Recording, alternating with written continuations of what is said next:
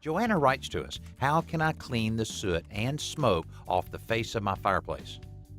You know, I don't think I've ever seen a fireplace around that didn't have at least a little bit of smoke and soot somewhere on the face of the fireplace. Now, basically, it's just grease, so you need a good degreaser in order to clean this up. And one of the best degreasers I've ever found is TSP, or trisodium phosphate. Now, to apply this powder onto a vertical surface would be really hard, and if you try to spray any kind of cleaner on it, it'll run right down. So what I'm going to do is make a simple paste by adding just a little bit of water to the TSP. There we go.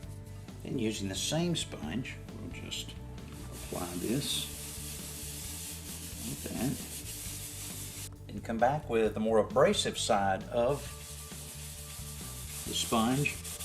And you can see it does a great job cleaning all of that off. Then you'll want a good clean sponge to make sure you're getting rid of all of the residue. Of course, cleaning ceramic tile like this is fairly easy because it has a glaze, but if you have brick on your fireplace surround, then you'll need to be a little more aggressive. The paste will still work well, but you may need one of these.